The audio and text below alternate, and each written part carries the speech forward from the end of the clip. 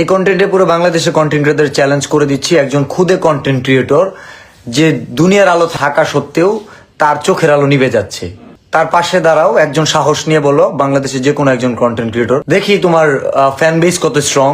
সবাই তো শুনছেন এই বড়দের কথা, তাই না? ও আসলে মনে হয় কোনো নেশাদ্রব্য সেবন করে। কাউকে হেল্প করবি, এটা ভালো বিষয়, বাট তুমি যেভাবে কথাগুলো বলতেছো এগুলো কোনো নেশাখোর ছাড়া ভালো সুস্থ মস্তিষ্কের মানুষ বলে না। এই জন্য আমার মনে হয় তুমি আসলে কোনো নেশাখোর। তুমি কিছু না কিছু অবশ্যই খাও।